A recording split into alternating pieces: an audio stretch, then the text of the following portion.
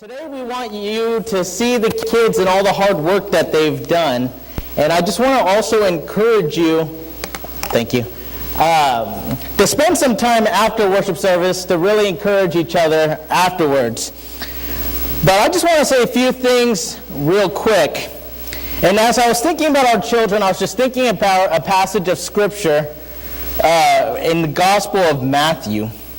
In Matthew chapter 16, starting in verse 24, it says this: Then Jesus told his disciples, "If anyone would come after me, let him deny himself and take up his cross and follow me. For whoever would save his life will lose it, but whoever loses his life for my sake will find it.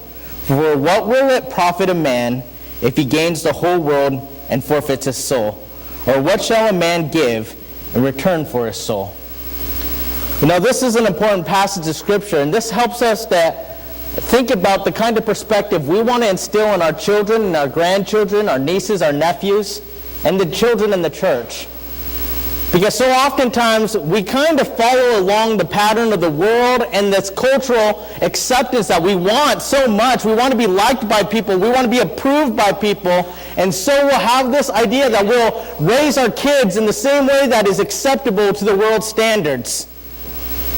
And one of the things that we often do, and often that the world teaches, is the idea to gain the whole world at the expense of your soul. But as followers of Jesus, we want to teach our children not to forsake their soul and the relationship with Jesus at the expense of gaining everything that this world tells you to gain. Now, I'm a big believer in education. I'm a big believer in hard work. I'm a big believer in helping our kids be the best versions of themselves as they can be. And when I think about our kids, I think about how talented they are. We have some kids who are very talented at diving, some at music, some at science, some at karate, some at soccer, some at football, and we can go on and on. Our kids are incredibly talented. And I want to encourage them to do well in those things. But first and foremost, that we want to instill in our children is a love for God. That has to be the priority. To raise our kids not to glorify themselves, but to deny themselves. To not seek a life of pleasure, but take up a cross. And not for the world to follow them, but for them to follow Jesus. This is the desire and the hope that we should have for our children and our grandchildren. This is the message that is not popular. And let me tell you now, us influencing our kids and our grandkids to Christ is not going to be popular. It's not going to be culturally accepted. And people will often criticize you. But this is the part where we say we don't care. Because our kids' souls are more important to us. Them knowing and loving God is more important to us. And so one of the things that we have decided as a church is we want to be a church that raises our kids to Christ. You know, someone recently asked me, they said, "How do I win people to Christ?" Well, one of the things I tell them is, win them with Christ. If you want to win people to Christ, win them with Christ. Help them to love and know Jesus. Because that is the main thing that will keep them faithful in their lives. And so I just want to encourage us as a church, as we're about to have LTC Sunday here and see some of the demonstrations, I want us to be a church that encourages us to pray for our children on a daily basis. To live lives of examples that are set a good tone for our children.